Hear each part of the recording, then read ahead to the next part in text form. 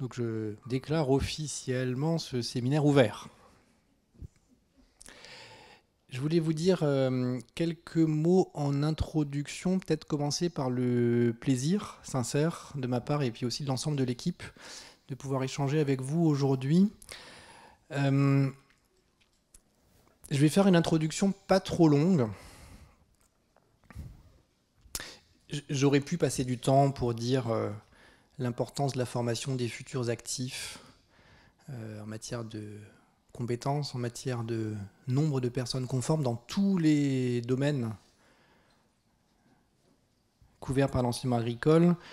J'aurais pu citer le contexte du pacte d'orientation pour le renouvellement des générations en agriculture, avec un besoin criant de plus d'actifs agricoles, mieux formés pour affronter les transitions climatiques agroécologiques. J'aurais pu évoquer l'importance de l'ancrage territorial de notre action sur ce sujet, y compris dans sa dimension de contribution au resserrement du lien entre l'action publique et les citoyens.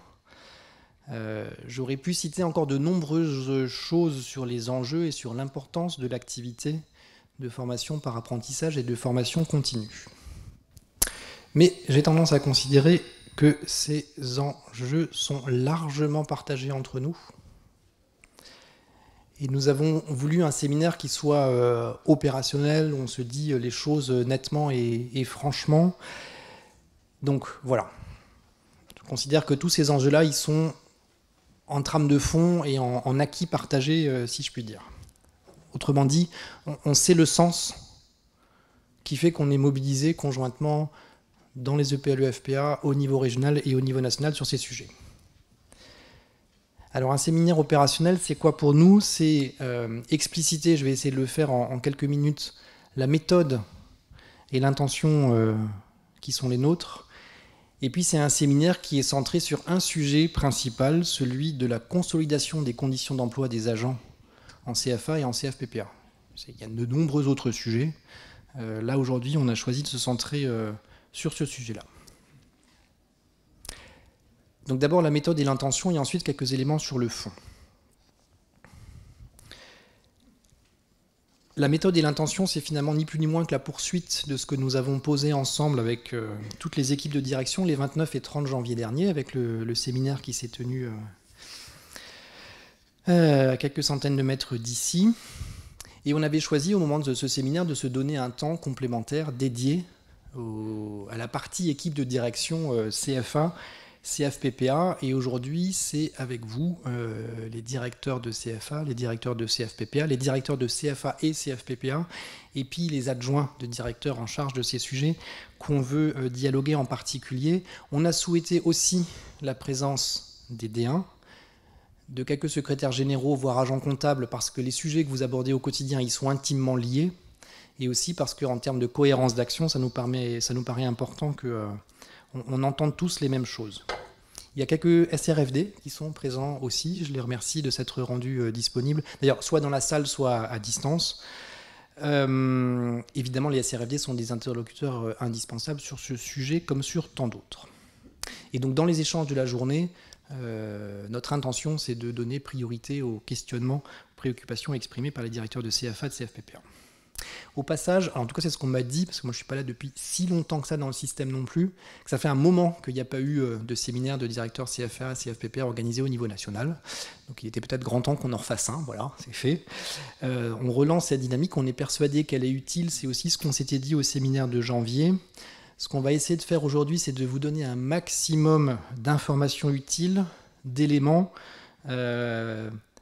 Notre objectif, et on verra en fin de journée si on l'a atteint, c'est d'arriver à une compréhension commune des enjeux, des intentions qui sont les nôtres, et quand je dis nôtres, c'est collectivement, c'est pas la DGER, c'est l'ensemble des acteurs sur ces sujets-là, donc commencer par vous. Donc une compréhension commune des enjeux, une compréhension commune des intentions pour y répondre, et puis une compréhension commune des objets sur lesquels on est en train de travailler. Je le dis d'emblée, on ne sera peut-être pas parfait sur tout. Bon, d'abord parce qu'il y a un certain nombre de choses qui sont en cours de construction, et ensuite parce que quand on s'était quitté les 29 et 30 janvier, tout content d'avoir fait plein de choses ensemble et qu'on s'était dit on va faire un séminaire mi-mars, et qu'ensuite on a essayé de faire rentrer ça dans l'agenda et de le préparer le mieux possible. Bon, honnêtement, on a fait le mieux possible. Alors après, je ne sais pas si c'est parfait, vous nous direz, ou pas. Quoi qu'il en soit, on pourra faire un rétexte pour que les prochaines fois, y compris en termes de préparation, d'identification des sujets, ça soit mieux si c'est nécessaire. Mais moi, j'assume assez simplement devant vous. Je pense que ça va être utile, ça sera peut-être pas parfait, mais ne soyez pas trop dur avec nous si vous estimez que ça ne l'est pas.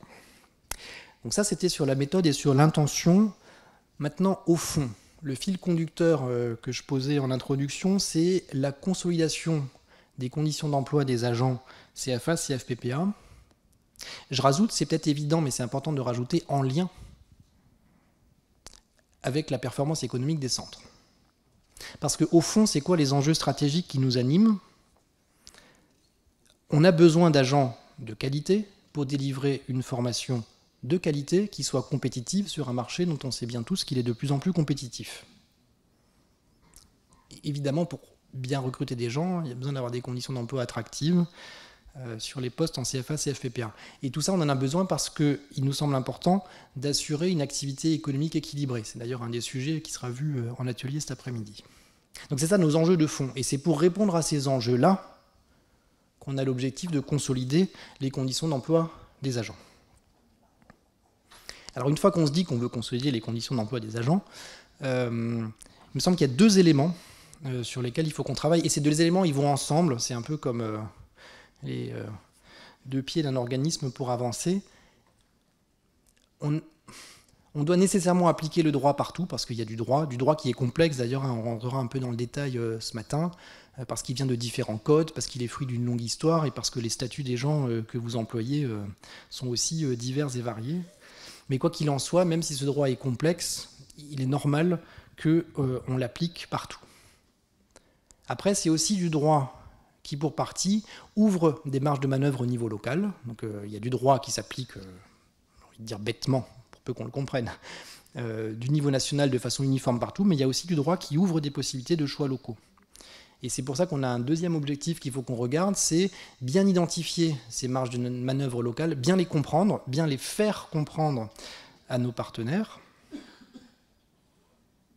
Et pour bien atteindre ces deux objectifs, ce qui nous semble depuis 2 ans maintenant qu'on travaille sur le sujet, c'est qu'il y a un besoin, et je crois que vous l'avez exprimé aussi, d'accompagnement des directeurs et des équipes de direction, parce que parfois vous avez des adjoints ou des appuis auprès de vous, directeur de CFA, directeur de CFPPA, et notamment à la prise de poste, parce qu'une fois de plus, c'est des sujets qui sont complexes. Enfin, honnêtement, moi, je les découvre avec maintenant une certaine profondeur depuis quelques mois. Effectivement, enfin, il y a une masse réglementaire à connaître qui est loin d'être évidente à maîtriser d'un coup. Et donc, tout ce travail-là, notre intention est de le conduire avec vous, en ayant en tête l'équilibre qu'il nous appartient de trouver entre l'autonomie et le collectif. Là, je renvoie en disant ça, l'équilibre entre autonomie et collectif aux échanges qu'on a eus lors du séminaire de janvier suite aux propos introductifs du directeur général. Et pour finir sur ces objectifs, parce que quand on dit consolider les conditions d'emploi des agents en CFA, CFPPA, on pense bien entendu aussi à vous, parce que les cadres, c'est aussi des agents. Là, ce n'est pas l'objet aujourd'hui. Si en marge du séminaire, vous avez des questions, on pourra toujours s'efforcer d'y répondre. Ce n'est pas le sujet principal du jour. Mais vous savez le travail qui est en cours sur le statut d'emploi. Vous savez le travail qui est en cours sur la revalorisation des rémunérations des contractuels qui sont sur les postes de direction. Je rappelle à ce sujet, on est en train de bien avancer, mais enfin, je suis malin parce que je dis qu'on ne va pas parler du sujet, puis je vous donne quand même quelques éléments, mais on est en train de bien avancer. On a quasiment conclu les échanges avec le Conseil d'État sur le statut d'emploi et on a bien avancé avec le SRH sur les aspects revalorisation de la rémunération des contractuels. Je vous rappelle ce qu'on avait dit au séminaire. Notre objectif, c'est d'arriver à un salaire pour les contractuels qui soit de l'ordre de 90 à 95% de celui des fonctionnaires, indemnitaires compris, bien entendu. Et lorsqu'on mettra ça en œuvre, ça veut dire en moyenne qu'il y aura des revalorisations de l'ordre de 15% en début de carrière et de l'ordre de presque 40% pour les agents contractuels qui sont avec 10 ans d'expérience. Donc on l'attend tous. évidemment, je pense davantage les personnes concernées, mais au moment où ça va arriver, et maintenant c'est une histoire de quelques semaines, ça devrait faire franchement du bien, et c'était légitime. Voilà.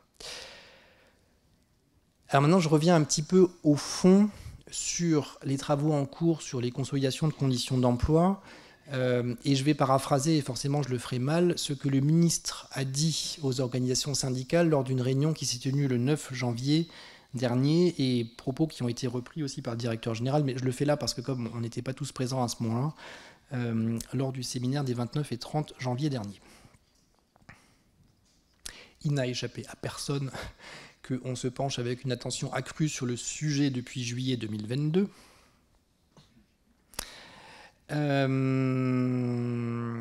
Et après avoir consacré pas mal d'énergie sur le sujet, organisé un nombre conséquent de réunions de la fameuse Commission nationale de suivi des conditions d'emploi des agents contractuels des CFA, CFPPA,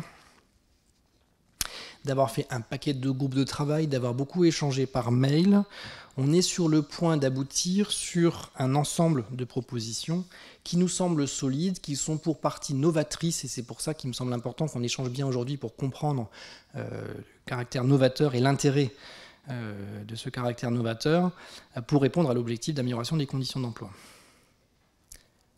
Parce que, je me répète, ces conditions d'emploi, si elles sont consolidées, ce sont des éléments de pérennité de l'activité économique des centres. Et ce qui nous semble important aussi, j'y reviendrai un petit peu après, dans la nouvelle façon d'aborder le sujet, c'est d'avoir en tête quelque chose, enfin, notre objectif d'avoir une façon de faire qui remette le dialogue employeur-employé de la bonne façon. Sachant que les employeurs, c'est vous, c'est pas l'État. Il y a eu une espèce de ambiguïté, je vais dire comme ça, depuis 25 ans, sur ce sujet dont il semble maintenant indispensable de sortir définitivement.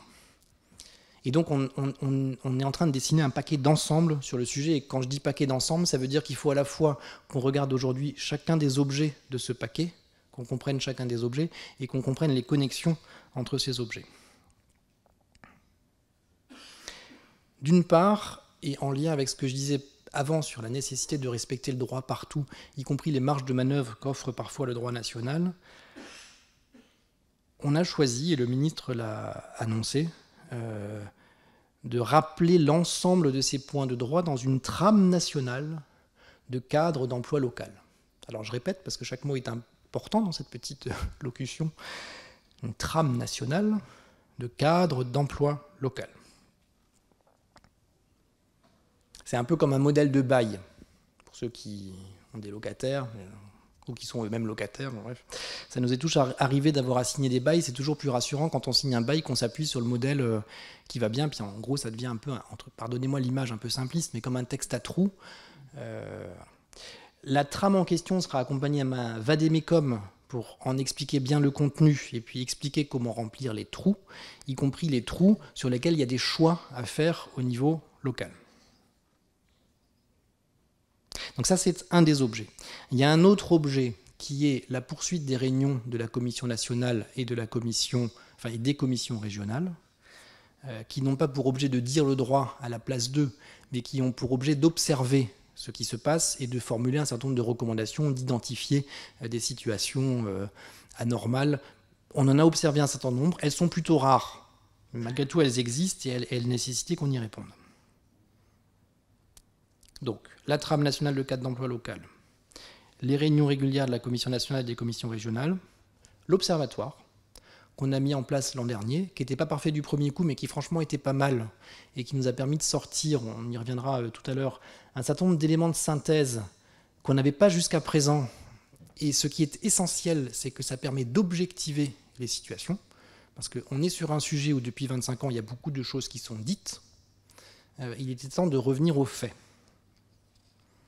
Donc cet observatoire, mais ça va être présenté tout à l'heure, je ne vais pas trop déflorer le sujet, il va être systématisé, il va être rendu plus ergonomique. Voilà. Par ailleurs, on va mettre en place, c'est ce qu'on avait annoncé au séminaire, et entre-temps on a avancé là-dessus, on en dira un mot en fin de matinée, une cellule nationale qui sera placée à la DGER et qui a pour objet d'apporter un appui méthodologique et juridique aux équipes de direction en CFA, CFPPA. Donc on a ouvert 2 postes à ce sujet, un qui est plutôt à tonalité juridique, l'autre qui est plutôt à tonalité d'animation. Et donc, au moment du séminaire, fin janvier, on avait dit qu'on ouvrirait les postes, on l'a fait, et je suis très heureux de constater qu'on a reçu de nombreuses candidatures sur ces postes, et des candidatures, pour certaines, de très très grande qualité. On continuera à déployer une formation des équipes de direction et on réfléchira, et je pense que c'est des points auxquels on réfléchira ensemble. Là, pour le coup, sur ce sujet-là, on n'a pour l'instant pas énormément avancé, mais c'est une intention qui est posée de renforcer la formation des équipes de direction sur tous les sujets que je viens d'indiquer. Il y a par ailleurs le fameux référentiel, on dit référentiel, qualité Califorme Agri, oui. Dans lequel ont été intégrés un certain nombre d'éléments par rapport aux ressources humaines, ce qui fait que lorsqu'un EPLEFPA de façon volontaire choisit ce label, eh ben, automatiquement, quand il est certifié, ça atteste qu'il respecte un certain nombre d'aspects en termes RH, ce qui est une preuve pour tout le monde, pour nos partenaires extérieurs, comme pour les organisations syndicales. Dans le paquet, il y a un autre objet, et sur celui-ci, on s'arrêtera pas mal tout à l'heure, parce que c'est certainement le plus novateur. C'est l'accord collectif, qui a pour objet d'encadrer le temps de travail des agents. Et uniquement le temps de travail des agents. Mais j'y reviendrai tout à l'heure. On aura quelques modifications réglementaires à opérer par voie de décret en Conseil d'État, pour que le code rural permette, ce qui ne permet pas bien aujourd'hui, une bonne articulation entre tous les objets que je viens indiquer, et notamment l'accord collectif d'une part, et les prérogatives des conseils d'administration des EPLEFPA d'autre part. Pour que cet accord collectif puisse exister, mais on y reviendra tout à l'heure, il nous faudra mettre en place un GIP, qui a pour objectif d'être le représentant ou l'émanation, je fais attention aux mots, enfin, j'essaye, disons l'émanation des employeurs que vous êtes. Il y aura une question de donner un mandat à ce GIP pour conduire la négociation, puis d'acter le fruit de la négociation qui alors dessinera l'accord collectif. Et puis je reviendrai tout à l'heure sur les raisons pour lesquelles on a estimé avec notre direction des affaires juridiques que le GIP était la meilleure voie. Voilà le paquet d'ensemble qui est le fruit du travail qu'on conduit depuis 1 an et demi au niveau national. On est parfaitement conscient que tout ce travail-là, ayant été conduit au niveau national, et malgré un effort d'association, j'y reviendrai tout à l'heure en méthode, de vous tous, vous n'assistez pas au quotidien aux échanges. Donc l'objectif aussi de la matinée, c'est de vous faire revivre tout ça pour qu'on arrive à cette compréhension commune et partagée que j'appelais de mes voeux précédemment. On est parfaitement conscient que la feuille de route que je dessine là est ambitieuse, au fond, et en calendrier.